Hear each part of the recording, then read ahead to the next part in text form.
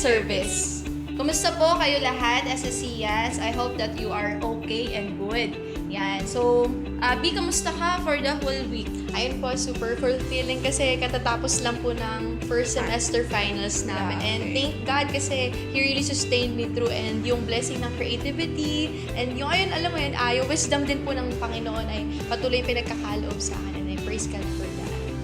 Ako naman, kumustahin mo naman? Kamusta naman? Ayan. Siyempre ma'am, kamusta ka naman po this week? Yan. Ako, thank God din kasi grabe yung pagsusustain niya nung strength ko, yung wisdom, tsaka yung knowledge, no? And even yung pagiging faithful ng Panginoon, grabe, nararanasan ko. Sa kabila ng pagkukulang ko sa Kanya, still, yung love niya nandun pa rin, no? That's right. Yan. So, kumusta naman po kayo again, SSCians? I hope that you are okay nga po, no? So, sa mga newcomers dyan, yan, sa mga bago pa lang po na nanonood ng ating online service, you are so much welcome. Tama ba, Abby? Yes, we are glad to hear from you guys, and kung bago man po kayo to this online service, you are free to comment, to write down your comment in the comment section or message us directly through our page. We would like to know more about you and would like to accommodate you even Yes. online po, diba? Yes. And you know what, Abby? We are now, di ba? Or we Yes. are in our ongoing series, Yes. di ba? So, tayo ay nasa series entitled Unshakable, Survive and Succeed Amidst the Difficulties. Yes. And last week, We have our yes, topics. Yeah. ang ating topic is Unshakable, Assurance, Shadrach, and Meshach, and Abednego's Faith Under Fire. Grabe, no? Grabe yung faithfulness ng mga taong to. Kilalang kilala nila ang Panginoon na That's pinaglilingkuran nila.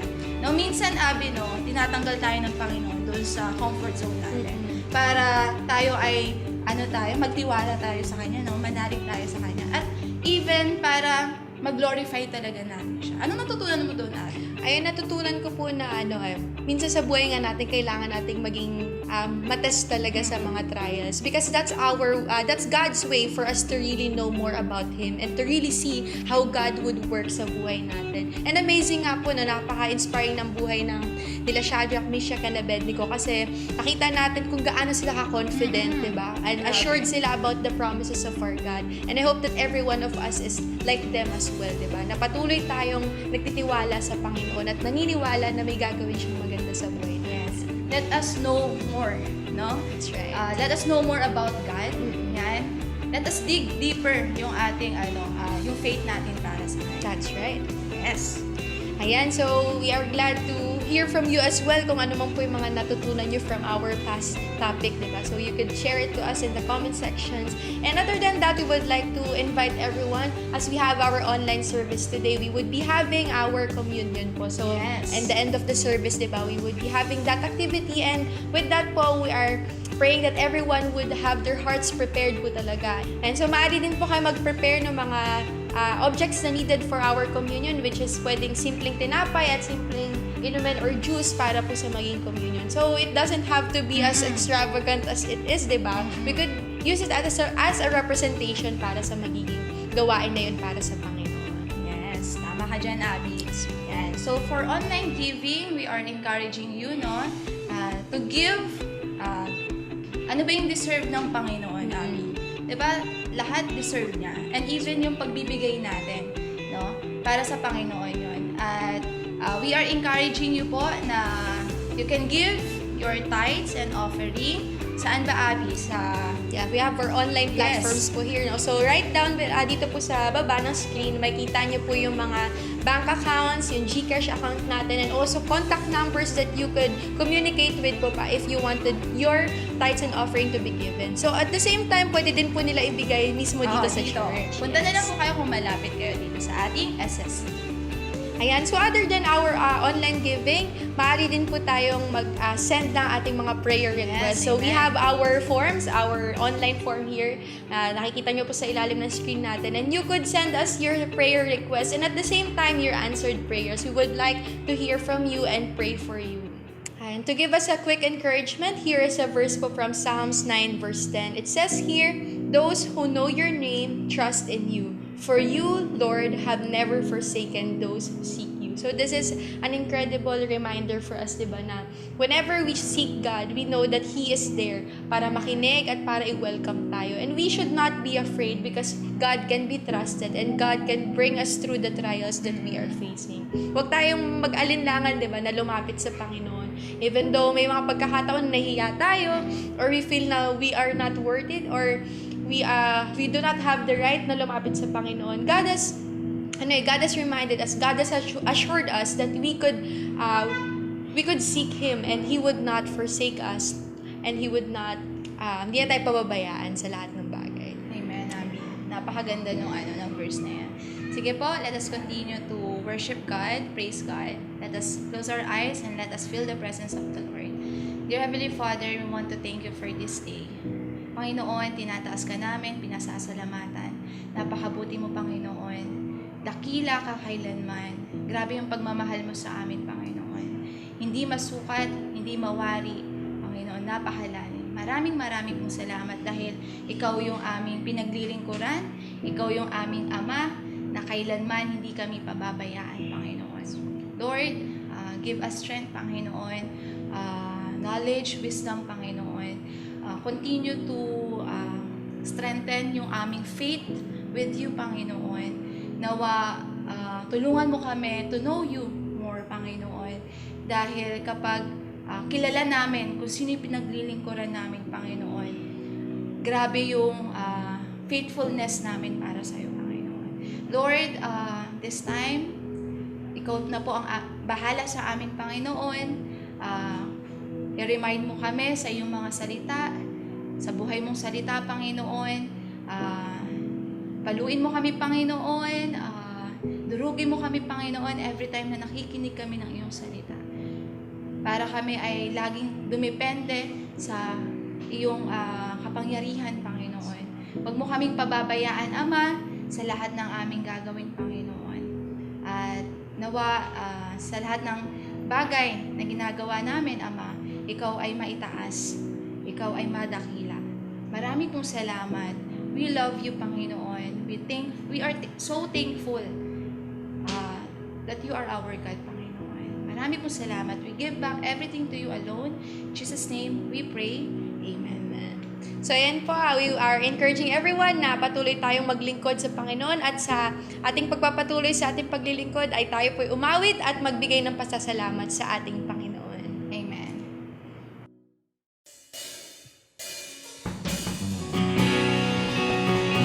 Isang mapagpalang araw po sa ating lahat. Tayo po'y sabay-sabay na umawit at magpuri sa ating Panginoon.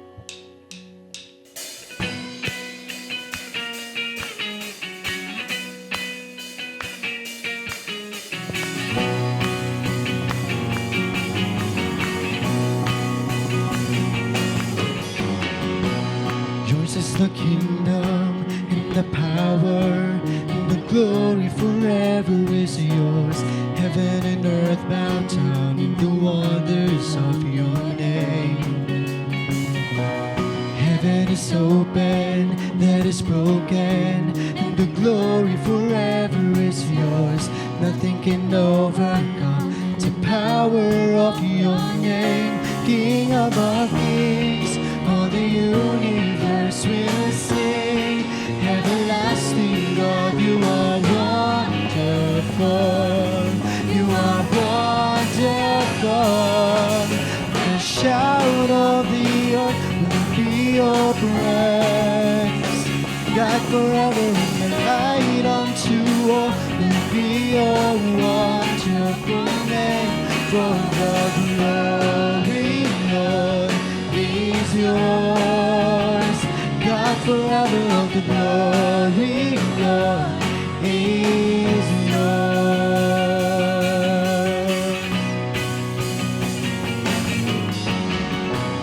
Yours is the kingdom and the power and the glory forever is yours. Heaven and earth bow down in the wonders of your name. Heaven is open, that is broken, and the glory forever is yours.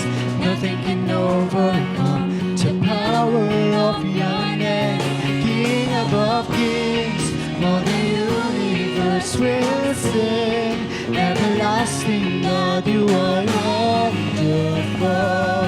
You are wonderful. The shout of the earth will be your praise. God forever and your light unto all will be your wonderful name. For the glory, Lord, is yours.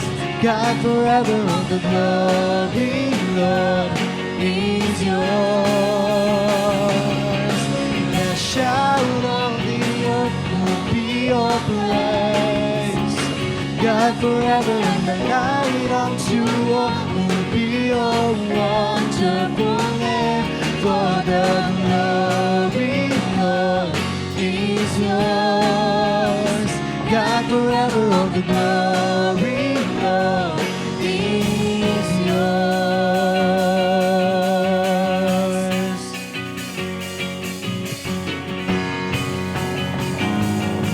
Let's praise Jesus. Praise you, Lord. Hallelujah. King above kings, all the universe will sing. Everlasting God, you are wonderful. You are wonderful. King above kings, all the universe will sing. Everlasting God, you are wonderful. You are wonderful. The shout of the earth will be your praise. God forever and the light unto all will be your wonderful name. For the glory, Lord, is yours. God forever and the glory, Lord, is yours. The shout of the earth will be your praise. God forever and the light unto all will be your wonderful name. For the glory, Lord, is yours. God forever and the glory, Lord, is yours.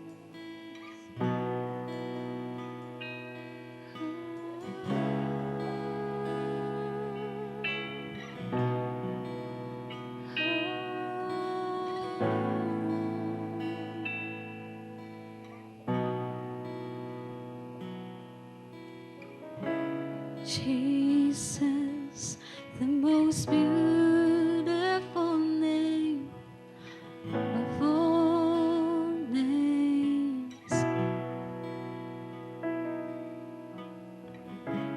Jesus, the only name that brings healing and strength.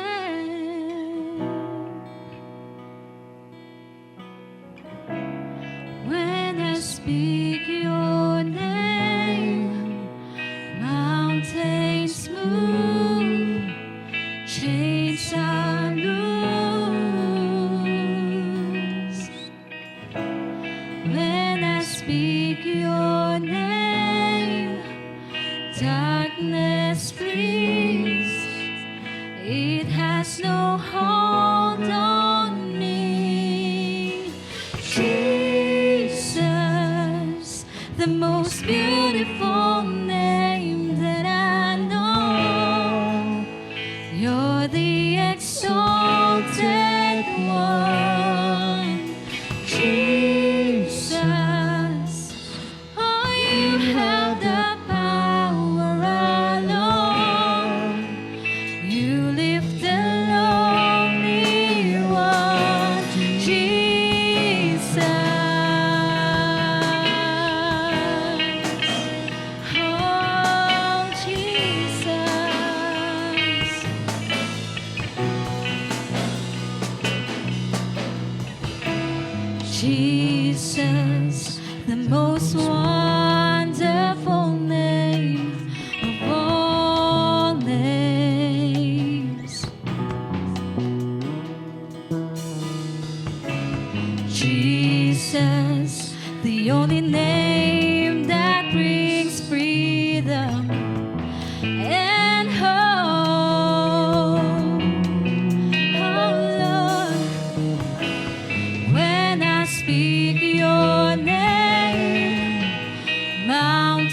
chains move, chains are loose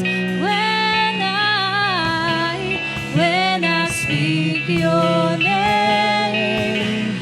Darkness flees, it has no hold on me. Jesus, the most beautiful name that I know.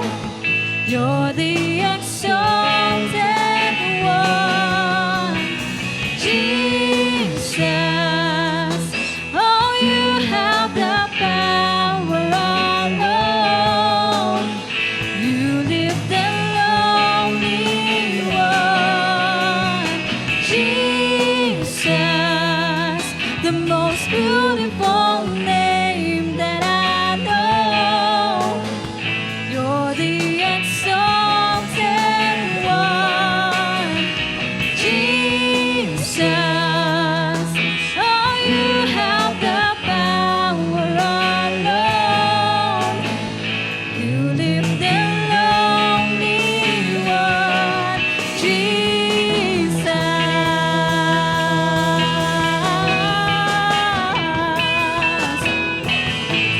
Be exalted, be exalted, be exalted, higher and higher. Be exalted, be exalted, be exalted, higher and higher. Be exalted, be exalted, be exalted, higher and higher. Be exalted, be exalted, be exalted, higher and higher.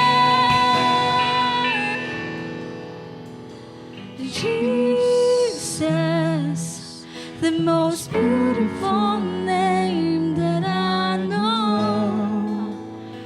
You're the exalted one, Jesus. Oh, you have the power alone. You lift the lonely one, Jesus.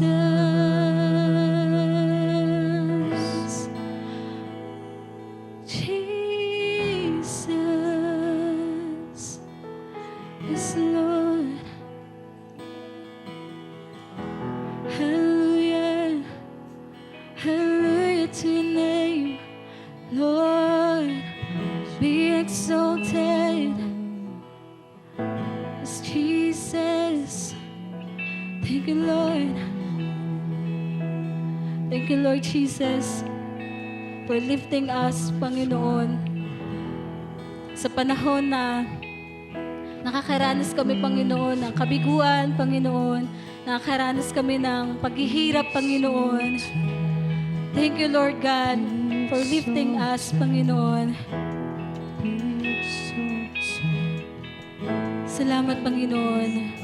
Sa iyo lamang po ang aming papuri, ang aming pagsamba, Panginoon. Salamat po sa tanging pangalan lamang po ng iyong anak na si Jesus. Amen. Amen.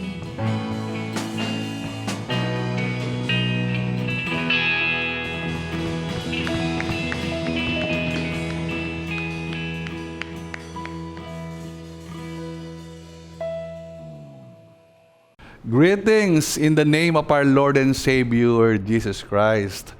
It is always a pleasure to be with you as we study God's Word and worship God together. Kamusta po kayo? Let us know your prayer requests so we could continue to minister unto you, especially if you have viewed our online service for the first time. Dahil din po sa first Sunday ngayong pong buwan, magkakaroon po tayo ng communion pagkatapos po ng mensahe. Kaya ngayon pa lang po, ihanda nyo na yung mga elements for the communion. Ihanda niyo po ang simpleng tinapay o biskwit at grape juice para po sa ating communion mamaya. Sama-sama po natin gawin ito at alalahanin ang dakilang pag-ibig ng Diyos sa komunyon. Tayo po ay magpapatuloy sa ating series entitled Unshakable, Di Mayayanig. Napakahalaga po ng mga pag-aaral na ito sapagkat tunay nga po sa kapanahunan natin ngayon, napakahalaga ng isang matatag na pananampalataya. Muli po namin kayong inaanyayahan na patuloy po tayo mag-aaral ng salita ng Panginoon upang maging matatag sa pamamagitan ng salita ng Diyos. Ang una pong paksa na pinag-aralan natin was shaken to be unshakable. Pangalawang lesson po natin ay unshakable identity. Yung pangatlong episode po natin was unshakable mission. Nung nakaraan, ang pinag-aralan po natin ay unshakable assurance. Ngayon po, ang pamagat ng ating pag-aaralan ay unshakable testimony. Di mayayanig na patotoo, di mayayanig na testimonya. Ang pag-aaralan po natin dito ngayon ay si King Nebuchadnezzar, kung paano niya po binahagi ang kanyang pananampalataya sa buong daigdig. King Nebuchadnezzar shared his faith to the world. Let us have our scripture reading. Daniel 4 verses 1 to 3 and then verse 37. Gumawa si Haring Nebuchadnezzar ng isang pahayag para sa lahat ng lahi, bansa at wika sa buong daigdig. Ganito ang sinasaad, kapayapaan nawang sumainyo. Buong kagalakang pinapahayag ko sa inyo ang mga kababalaghan at himala na ipinakita sa akin ng kataas-taasang Diyos. Ang kanyang kababalaghan ay kamangha-mangha at kagilagilalas ang mga himala. Walang hanggan ang kanyang kaharian, kapangyarihan niya ay magpakailanman. Verse 37 po agad tayo, kaya akong si Nebuchadnezzar ay nagpupuri ngayon at nagpapasalamat sa hari ng kalangitan, sapagkat lahat ng gawa at tuntunin niya ay matuwid at makatarungan. Ibabagsak niya ang mga palalo. Ang Panginoon po ang magpala ng kanyang mga salita at ang banal na Espiritu lamang po ang ating maging tagapagturo. Unshakable testimony, di mayayanig na patotoo or testimonya. The word testimony is used in few different ways. One common usage is when a person is brought into a courtroom and placed under oath to tell, attest, or give witness to her personal knowledge or experience with reference to the case that is being heard. Napakahalaga po ng testimony sapagkat magpapatunay po ito kung totoo o hindi ang pinag-aaralang kaso. A Christian testimony is to tell, attest to, or give witness to others about his intimate and growing relationship in Christ. Yun daw pong Christian testimony, ito daw po yung ipinapahayag mo sa iba, pinatotohanan mo sa iba, yung iyong pagkakakilala sa Panginoon, at ibinabahagi mo sila upang sila rin po ay mahimok sa pananampalataya sa ating Panginoong Hesukristo. Isang maganda pong halimbawa ng testimony ay si Manny Pacquiao. Ito po ay isang quote mula sa kanya, I want to let people know that there is a God who can raise someone from nothing into something. And that's me. I came from nothing into something and I owe everything to God.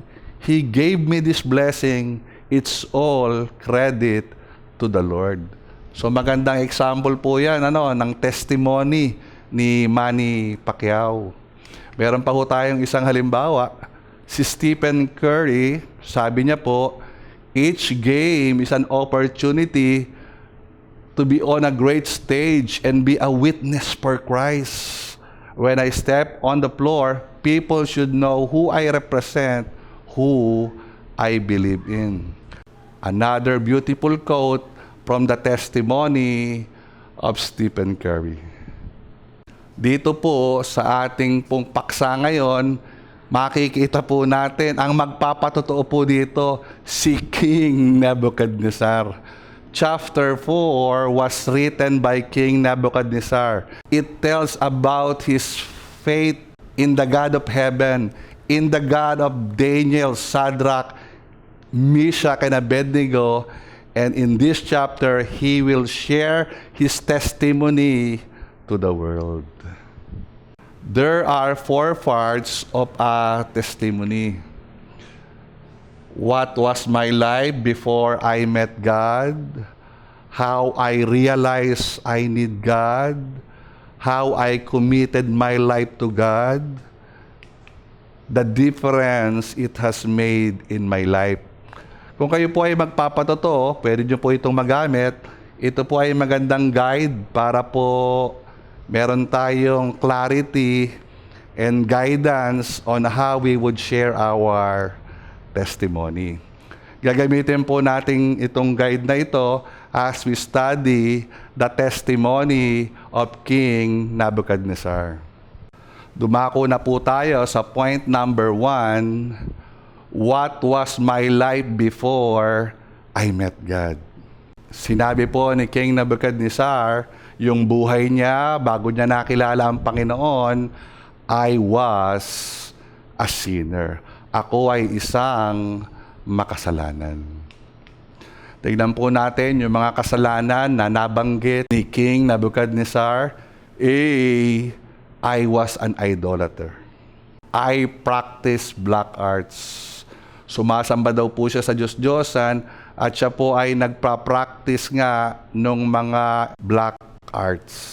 Basahin po natin yung Daniel 4:4-9. Akong si Nebuchadnezzar ay panatag at masaganang namumuhay sa aking palasyo. Minsan nagkaroon ako ng isang nakakatakot na panaginip at mga nakakasindak na pangitain habang natutulog. Mga kapatid, again, si Haring Nebuchadnezzar na naginip po uli. Talaga pong itong taong ito ay napakadalas managinip.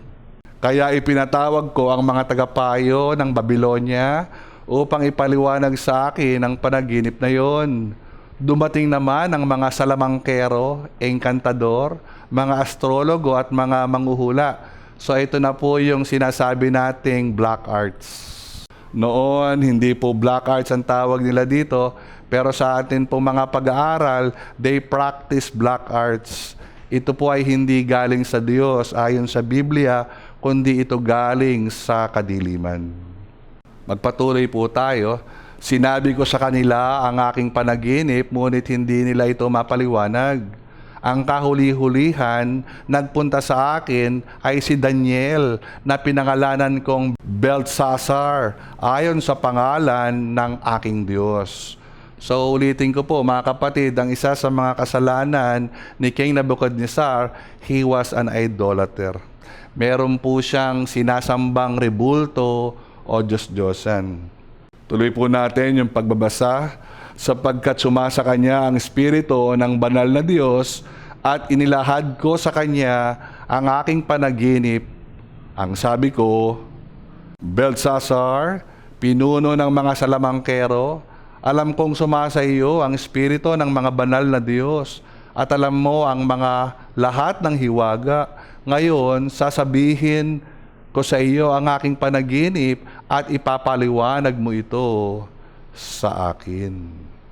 Letter C, isa po sa mga kasalanan pa ni Haring Nebuchadnezzar ay oppress people. Siya daw po ay umaapi ng mga tao. Daniel 4:27, ang nagsasalita po dito ay si Daniel. Sabi ni Daniel, kaya mahal na hari, dinggin po ninyo itong payo ko. Tigilan na ninyo ang inyong kasamaan at magpakabuti na kayo. Huwag po kayong maging malupit sa may hirap na mamamayan upang manatiling payapa ang inyong buhay. So makikita po natin dito sa mga talatang ito, ang kasalanan na naman ni Haring Nabukadnezar. Siya po ay malupit kahit sa mga may hirap. Binigyan po ng warning dito ni Daniel, ang hari, at ang sabi niya, pwede pong manatiling payapa ang lahat kung titigilan niyo po ang inyong mga kasalanan at ang pang-aapi sa mga may hirap. Letter D ay sa pangkasalanan na inamin ni Haring Nabukadnezar, I was full of pride. Daniel chapter 4 verse 30, sinabi niya, talagang dakila na ang Babylonia.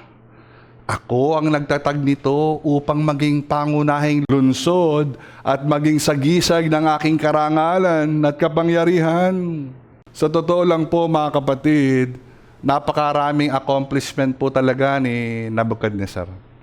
As a young general, natalo niya po at nasakop ang Assyrian Kingdom. Hindi lang po yun, nasakop niya rin po ang kaharian ng mga Hudyo at ang napakarami pang kaharian ng mga panahong yon. Hindi lang po yun, lumaganap at nang lumaganap ang kanyang kaharian at napakatagal niya pong naging hari. Nagpatayo pa po siya ng isang garden na tinatawag na Hanging Gardens of Babylon. Ito po ay sinasabi na isa sa mga 8 wonders of the world until now. Pinagawa niya po ito para sa kanyang asawa. A magnificent structure. And it shows the greatness of this man and influence until this day. So may karapatan naman para maging mayabang no? Pero alam nyo, ano man pong accomplishment, dapat nga katulad nung ating pinag-aaralan last time at ngayon, kung ano man blessing na meron tayo, wag po nating kalimutan to acknowledge God in all of our blessings. At ito po yung naging kasalanan na naman ni Haring Nabukadnezar sa ating pag-aaral ngayon. Magkaroon po tayo ng reflection. King Nabukadnezar sinned against God. Nagkasala po si Haring Nabukadnezar sa ating Diyos. He worshiped idols. He practiced black arts. He oppressed people and was full of pride. Napakaganda po si Haring Nabukadnezar Inamin niya po ang lahat ng kasalanan ito. Today, sa ating pong reflection, baka tayo po, we are still practicing the same. Tignan po natin yung aklat ng Galatians 5:19 to 21.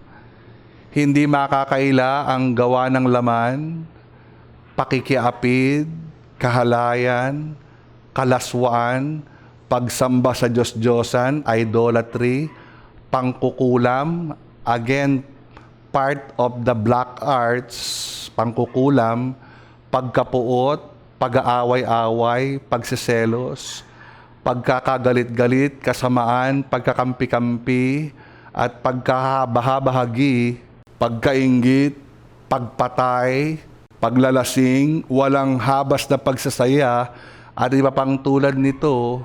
Muli ko kayong binabalaan, ang gumagawa ng mga ito ay hindi magkakaroon ng bahagi sa kaharian ng Diyos. So mga kapatid, tignan po nating mabuti yung ating buhay ngayon. Baka tayo po hanggang ngayon ay nagpapatuloy pa sa mga kasalanan ito. Ang paalala po dito, hindi magmamana ng kaharian ng Diyos ang gumagawa ng ganitong mga bagay. Number 2, how I realized I needed God. Sabi po dito ni Haring Nabukadnezar, whatever I saw, I reaped. Ano man ang aking tinanim, ay aking aanihin. In Daniel chapter 2, Daniel interpreted the dream of King Nebuchadnezzar, which revealed the future. Naalala niya po ba yung chapter 2? The king praised God. Dahil nga po na-interpret ni Daniel yung future, ito pong haring Nebuchadnezzar na ito, pinuri niya po ang Diyos ng kalangitan. Pero mga kapatid, take note, he did not surrender his life to God. Balik din po tayo sa chapter 3. King Nebuchadnezzar saw the courageous faith of Shadrach, Meshach, and Abednego as they were delivered by God in the fiery furnace because of their courageous faith. Naalala niyo po yun, mga kapatid? Last time lang po yun, ano? Si Shadrach, Meshach, and Abednego, dahil po sa pagsuway nila sa hari na ayaw nilang sumamba sa ribulto ng hari o kay Nebuchadnezzar, ayaw po nilang lumuhod. Sila po ay pinatapon doon sa naglalagablab na pugon. Dito po kitang-kita ni Haring Nebuchadnezzar kung paano iniligtas ng Diyos ng langit ito pong tatlong ito. Nung mga panahong yon, siya po ay nagpuri sa Panginoon. He praised the God of heaven, but he did not surrender his life to Him. So alam nyo, makikita po natin mga kapatid, marami hong nangyayari sa buhay natin. Maaring makababalaghan pa o pagliligtas ng Diyos sa iba't ibang kaparaanan. Pero marami pa rin po sa atin, hindi talaga nagsusurrender pa ng buhay natin sa Diyos kahit sa mga pangyayaring ito. In this chapter, ito pong pinag-aaralan natin ngayon, King Nebuchadnezzar had a dream again. Talagang napakadalas pong managinip ng taong ito. Daniel was summoned to interpret it. Pinatawag po si Daniel para po ma-interpret po uli yung dream. Daniel told the king that he needs to repent of his wickedness because the God of heaven will never, ever tolerate sin. Basahin po natin yung Daniel 4:19 to 33. Si Daniel na tinatawag na Belshazzar ay nabahala at hindi agad nakapagsalita. Sinabi sa kanya ng hari, Belshazzar, huwag ka mabahala kung ano man ang kahulugan ng aking panaginip. Sumagot si Daniel, mahal na hari, sa mga kaaway nawa ninyo mangyari ang inyong panaginip. Ang lumalaking punong kahoy na nakita nyo sa panaginip, tumaas hanggang langit at kitang-kita sa buong daigdig, may makapal na dahon at maraming bungang makakain ng lahat, sinisilungan ng mga hayop at pinamumugaran ng mga ibon. Ang bantay na inyong nakita ay isang anghel mula sa langit. Sinabi niyang ibubuwal ang punong kahoy at sisirain, ngunit iiwan ang tuod nito at lalagyan ng tanikalang bakal at tanso. Sinabi pa niyang ito ay pababayaang mabasa ng hamog at makakasama siya ng mga hayop sa parang at parurusahan sa loob ng 7 taon. So sinabi po ni Daniel, ito po yung panaginip nyo. Verse 24, ito po ang kahulugan, mahal na hari, iyon ang hatol sa inyo ng kataas-taasang Diyos. Itataboy kayo sa parang at doon kayo maninirahang kasama ng mga hayop. Kakain kayo ng damo tulad ng baka, sa kaparangan kayo maninirahan at 7 taong parurusahan hanggang sa kilalanin ninyong ang kaharian ng tao'y nasa ilalim ng kapangyarihan ng kataas-taasang Diyos. At maibibigay niya ang kahariang ito sa sinumang kanyang naisin. Ganito naman ang kahulugan ng tuod na naiwan sa lupa, maghahari kayong muli sa sandaling kilalanin ninyo na lahat ng tao'y nasa ilalim ng kapangyarihan lamang ng Diyos. Kaya mahal na hari, dinggin po niyo itong ipapayo ko.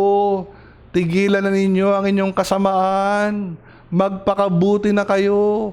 Huwag po kayong magiging malupit sa mahihirap na mamamayan upang manatiling payapa ang inyong buhay. Lahat ng ito'y naganap sa buhay ni Haring Nabukadnezar.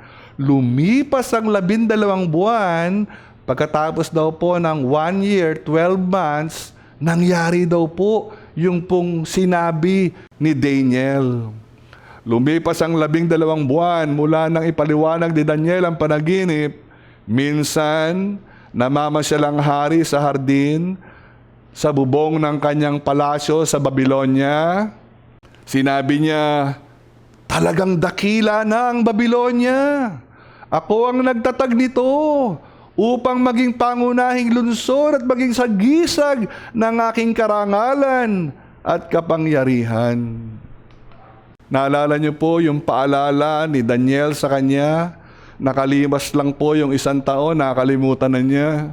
Verse 31, hindi pa siya natatapos sa pagsasalita nang isang tinig mula sa langit ang nagsabi, Haring Nabukadnezar, pakinggan mo ito, aalisin na sa iyo ang kaharian. Ipagtatabuyan ka sa parang at doon ka maninirahan kasama ng mga hayop. Kakain ka ng damo tulad ng baka. 7 taong kang mananatili sa gayang kalagayan hanggang sa kilalanin mong nasa ilalim lamang ng kapangyarihan ng kataas-taasang Diyos ang kaharian ng mga tao. At maaari niyang ibigay ito kanino man niyang naisin. Nangyari agad kay Nebukadnezar ang sinabi ng tinig. Tinaboy siya sa parang at kumain ng damo tulad ng baka. Nabasa siya ng hamog, humaba ang kanyang buhok, parang balahibo ng agila, at ang kuko ay naging tila kuko ng ibon. Sa totoo lang mga kapatid, ang pagitan po ng Daniel chapter 1 hanggang Daniel chapter 4 is probably 30 years. Mga 30 taon po. Dito po sa 30 taong ito, dun sa chapter 1, chapter 2, chapter 3, ay patuloy pong inabot ng Panginoon ito pong Haring Nabukadnezar. May mga pagkakataon na bigla po siyang magpupuri sa Panginoon, pero inuulit po namin, kahit kailan sa mga nakaraang ito, hindi naman niya po talaga isinuko ang kanyang buhay sa Panginoon. Dumako na po tayo sa ating reflection. God continued to reach out to King Nebuchadnezzar. Inabot po siya ng Panginoon 30 taon. Pero kahit inaabot po siya ng Panginoon, ipinakita po ng Panginoon dito, God will never, ever tolerate sin. Hindi ho kukonsintihin ng Diyos ang kasalanan. Today, God will continue to reach out unto us. Mga kapatid, di ba? Sa atin pong mga kasalanan, sa atin pong mga katigasan ng ulo, patuloy po tayong inaabot ng Diyos, di ba? Pero tandaan po natin, kahit mahal tayo ng Diyos, aabutin niya tayo, pero hindi po niya kukonsintihin ang kasalanan. So napakaganda pong halimbawa nito mga kapatid sa atin. Naway tunay na isaisip po nating mabuti ang lahat ng ating ginagawa. Mahal tayo ng Diyos, pero dahil siya ay banal at makatarungan, hindi niya pwedeng konsintihin ang kasalanan. He has to deal with sin because of His character. Basahin po natin yung Galatians 6:7-9. Huwag niyong linlangin ang inyong sarili, hindi maaring tuyain ng Diyos. Kung ano ang ating tinanim, yun din ang ating aanihin. Ang nagtatanim para sa sarili ng laman ay aani ng pagkabulok mula sa laman. Ngunit nagtatanim para sa Espiritu ay aani ng buhay na walang hanggan. Huwag po tayong makalimot na anumang itanim natin sa buhay, kung kasalanan ang ating tanim, aanihin din po natin ang mga consequences na ito. Kung nagtatanim po tayo ng kabutihan, babalik din po sa atin ang kabutihang ginagawa natin. Whatever we sow, we shall also reap. Number 3, how I committed my life to God. Paano ko tinalaga o binigay ang buhay ko sa Panginoon. sabi po ni Haring Nabucodonosor, I may be king, but without God, I am nothing. Dito po makikita natin, King Nabucodonosor surrenders his life to God. Daniel 4:33 to 34, nangyari agad kay Nabucodonosor ang sinabi ng tinig. Tinaboy siya sa parang at kumain ng damo tulad ng baka. Nabasa siya ng hamog, humaba ang buhok niya na parang balahibo ng agila at ang kuko ay tila kuko ng ibon. Pagkatapos ang takdang panahon, ayon nga po sa pag-aaral, this was after 7 years, akong si Nabucodonosor ay tumingala sa langit at nanumbalik ang dati kong pag-iisip. Dahil dito, pinuri ko at pinasalamatan ang kataas-taasang Diyos, ang nabubuhay magpakailanman. Daniel met King Nabucodonosor in chapter 1. We are now in chapter 4 of this book. It took 30 years of stubbornness and 7 years of humiliation before King Nabucodonosor finally surrendered his life to the God of heaven. Magkaroon po tayo agad ng reflection, mga kapatid. Today, what will have to happen before you totally surrender your life to God?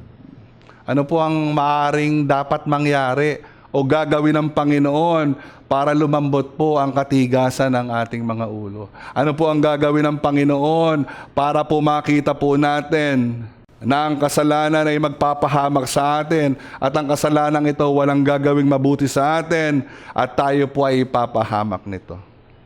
Mga kapatid, may we learn from King Nabucodonosor na habang maaga po, wag na po nating patagalin, isuko na po natin ang ating buhay sa Panginoon. Hebrews 3:15, ito nga ang sinasabi ng kasulatan, kapag narinig nyo ngayon ang tinig ng Diyos, wag nyo nang patigasin ang inyong mga puso, tulad ng kayo'y naghihimagsik sa Diyos. So mga kapatid, kung naririnig po natin ang tinig ng Diyos ngayon, isuko na po natin sa Kanya ang ating mga sarili at naway wag mahuli ang lahat para sa atin. So yung 4 parts of the testimony po, reviewin po natin. What was my life before I met God? Number 2, how I realized I needed God. Number 3, how I committed my life to God. At ngayon po, the difference it has made in my life. Nung nakilala ko ang Diyos, nung tinanggap ko siya sa aking buhay, nung isinuko ko na ang lahat sa Kanya, ano ang pagkakaibang nangyari sa aking buhay? Sabi po dito ni Haring Nabucodonosor, God changed my life for the better.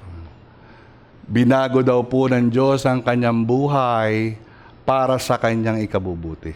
Daniel 4:34 to 37, pagkatapos ng takdang panahon, akong si Nabucodonosor ay tumingala sa langit at nanumbalik ang dati kong pag-iisip.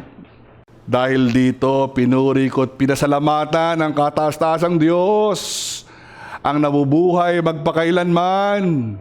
Ang kapangyarihan niya ay walang hanggan at ang paghahari niya ay magpakailanman. Lahat ng nananahan sa lupa ay walang halaga. Ginawa niya sa hukbo ng langit anumang naisin niya. Waalang maaring mag-utos sa kanya ni makatutol sa kanyang ginagawa. Nang manauli ang aking isip, nanumbalik din ang aking karangalan at kapangyarihan. Muli akong tinanggap ng aking mga tagapayo at mga tagapamahala at ako'y naging higit na dakila at makapangyarihan kaysa dati. So makikita po natin dito mga kapatid, nandun din po yung favor ng Diyos kay Haring Nabucodonosor. Doon po sa loob ng 7 taon na siya po ay nawala sa kanyang sarili, na siya ay nabaliw, wala pong humalili sa kanya o wala pong nagkudeta para agawin ang kaharian. Isa po sa favor ng Diyos kay Haring Nabukadnezar, pagkatapos po ng 7 years, gaya ng ating nabasa, ay nanumbalik po siya sa kanyang karangalan at kapangyarihan bilang hari uli ng kaharian ng Babylonia. Verse 37, kaya akong si Nabukadnezar ay nagpupuri ngayon at nagpapasalamat sa Hari ng Kalangitan, sapagkat lahat ng gawa niya at tuntunin ay matuwid at makatarungan, binabagsak niya ang mga palalo. Siya nang po ngayon na nagsabi, hindi po dapat maging palalo o mayabang. King Nabukadnezar learned this lesson. Tignan po natin yung undeniable changes in King Nabukadnezar's life. Ito po yung mga pagbabago na nangyari po sa kanya dahil tunay nga po na may nangyari sa kanyang buhay at kailangan niya pong magbago. God will permit things in our lives, things that we do not want, things that are not comfortable to change us. King Nabukadnezar became humble. Pangalawa, King Nabukadnezar became contented. Ay, nakontento po siya. King Nabukadnezar changed for the better. Nagbago po yung kanyang buhay. King Nabukadnezar continued to worship God. Makikita po natin dito, pinuri niya ang Diyos at pinahayag niya ang kapurihang ito sa lahat ng mga tao. At ang huli po, King Nabukadnezar testified to all the world of his faith in the God of Daniel, in the God who created the heavens and the earth. Ano po yung magandang reflection natin dito, mga kapatid? God forgave, saved, and changed King Nabukadnezar. Pinatawad po ng Diyos, iniligtas at binago po yung buhay ni King Nabukadnezar ng ating Panginoon. Today, mga kapatid, sa ating pong reflection, pwede po tayong patawarin ng Diyos. Amen. Ano man po yung ating mga kasalanan, God can forgive us. God can save us. And God can change our lives. Amen. So mga kapatid, this is good news. Napakagandang balita para po sa atin ang ating mga napag-aaralan. Ito po yung pagkakaiba ng buhay ni King Nabukadnezar nung inisinurrender niya na po yung kanyang buhay sa Diyos. Amen. Purihin ang Panginoon. Sabi nga po sa 2 Corinthians chapter 5 verse 17, if anyone is in Christ, he is a new creation. The old has passed, behold, all things are new. Kaya kung sino mang nakipag-isa kay Kristo ay isa ng bagong nilalang. Wala na ang dati niyang pagkatao, sa halip ito ay napalitan na ng bago. Amen. Purihin po ang Panginoon. Sa atin pong conclusion, we can have an unshakable testimony if we truly and totally surrender our lives to God. Pwede raw po tayong magkaroon ng di mayayanig na testimony kung totoo at buo nating isusuko ang buhay natin sa Panginoon. God's unshakable love and grace towards us is what makes our testimony unshakable. Yun daw pong hindi mayayanig na pag-ibig at kagandahang loob ng Diyos sa atin. Yun po ang dahilan kung bakit ang ating testimony ay unshakable. Brothers and sisters, friends, amidst anything, we can survive, we can succeed, and become unshakable. Purihin ang Panginoon. Napakadakila niya at tunay na walang imposible sa Kanya at ang Kanyang pinakanaisin ay ang ating ikabubuti. Samahan niyo po akong manalangin. Lord, Again, we are so thankful for your love and grace towards us. Sa patuloy mong pag-abot sa amin sa kabila ng katigasan ng ulo at mga kasalanan namin. Tunay nga po, Panginoon, na sa aming pag-aaral nakita po namin na si King Nebuchadnezzar sa kabila ng kanyang katigasan ng ulo at mga kasalanan ay patuloy mong inabot. Pinarusahan mo siya para ma-realize niya ang kanyang mga pagkakamali upang magpakumbaba at lumapit sa iyo.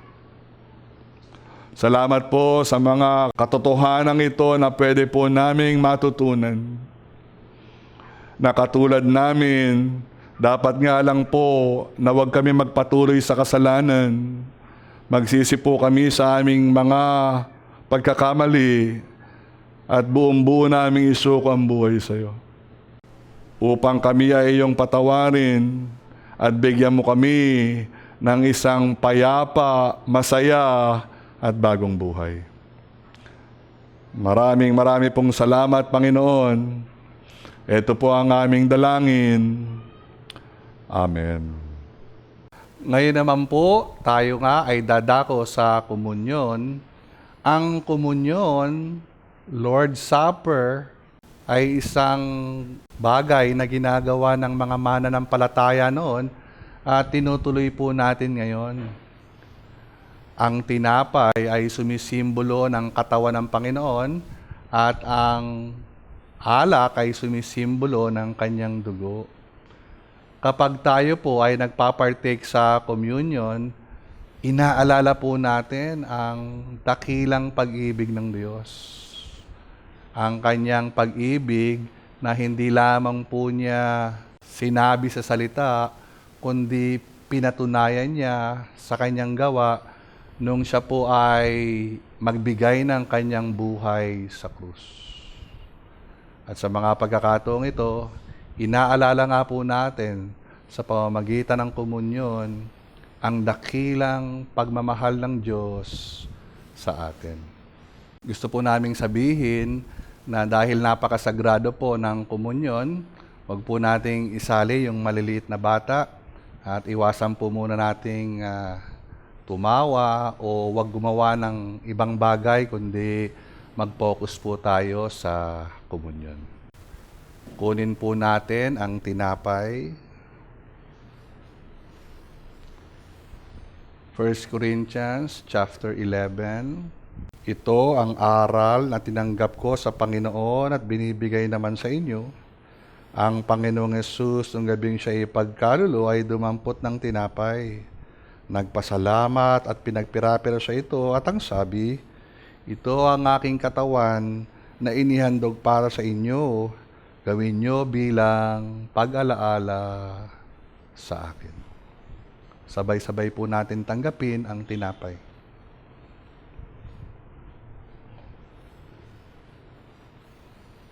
Kunin po natin ang grape juice.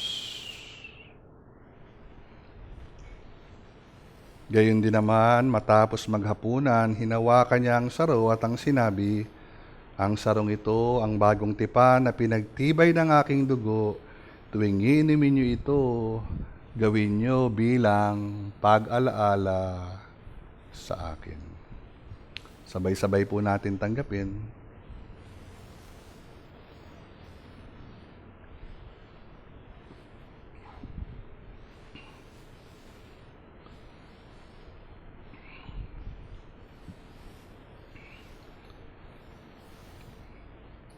Tayo po'y magwakas sa panalangin. Marami pong salamat muli, aming Panginoong Diyos, sa pag-alaala namin sa iyong dakilang pag-ibig sa amin sa pamamagitan ng komunyon. Naway makita po namin palagi ang kahalagahan nito at isa puso at isa buhay ang aming pagpapasalamat sa lahat ng ginawa mo para sa amin. Salamat po. Salamat po. Salamat po. And now, let us receive the blessing of God through the benediction. Taas po natin ang ating mga kamay. sa Kanya na makapag-iingat sa inyo upang hindi kayo magkasala at makapaghaharap sa inyo ng walang kapintasan na may malaking kagalakan sa Kanyang kaluwalhatian. Sumaati nawang lahat ang pagpapala ng Diyos, ang Kanyang pag-iingat at gabay. Sa pangalan ng Ama, ng Anak, at ng Espiritu Santo. Amen, Amen, and Amen. Isang magandang araw po muli sa ating lahat. Pagpalain po tayong lahat ng Panginoon, and see you soon.